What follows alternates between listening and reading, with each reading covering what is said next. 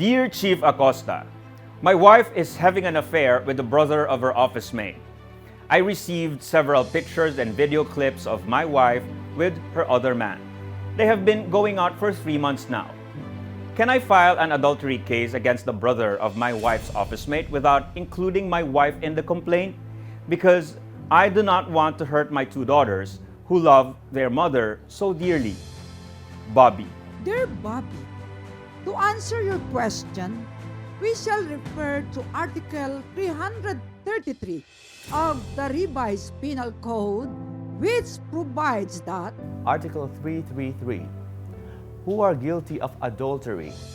Adultery is committed by any married woman who shall have sexual intercourse with a man not her husband, and by the man who has carnal knowledge of her knowing her to be married, even if the marriage be subsequently declared void.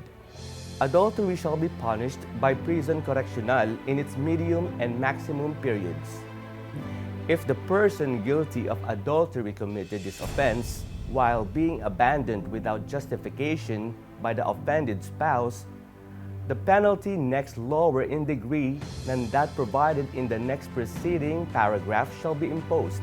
further, Section 5 of Rule 110 of the Revised Rules on Criminal Procedure as amended by AM number 02-2-07-SC dated April 10, 2002 states that Section 5.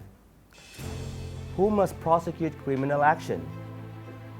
All criminal actions, either commenced by complaint or by information, shall be prosecuted under the direction and control of a public prosecutor.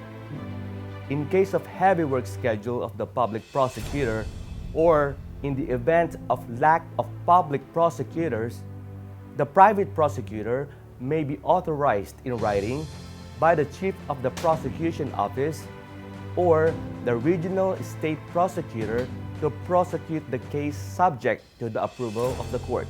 Once so authorized to prosecute the criminal action, the private prosecutor shall continue to prosecute the case up to the end of the trial, even in the absence of a public prosecutor, unless the authority is revoked or otherwise withdrawn.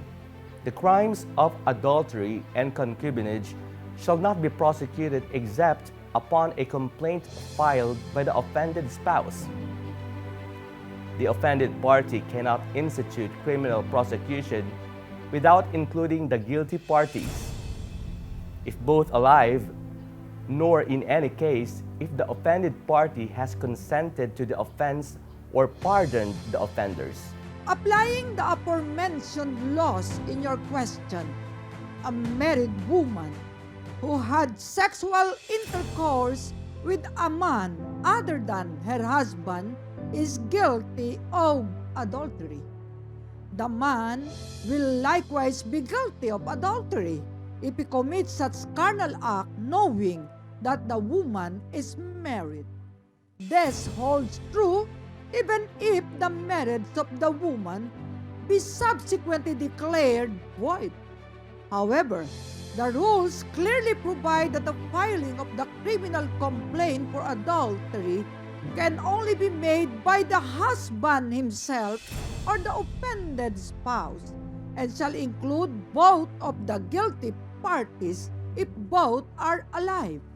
Hence, while you have the right to file a complaint for adultery for the infidelity of your wife, you cannot proceed against the other man, only leaving your wife out of the case, as this is not allowed by the rules. It is only possible if your wife is already dead.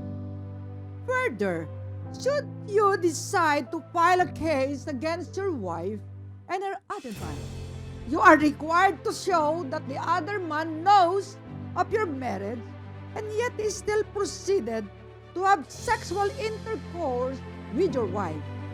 We hope that we were able to answer your queries. Please be reminded that this advice is based solely on the facts you have narrated and our appreciation of the same. Our opinion may vary, when other facts are changed or elaborated. Tomorrow, we'll look into another question from our viewers and readers of Dear PAO. This is your host, Dr. Presida V. Rueda Acosta, DSD, and the Chief Public Attorney of the Republic of the Philippines. Goodbye for now.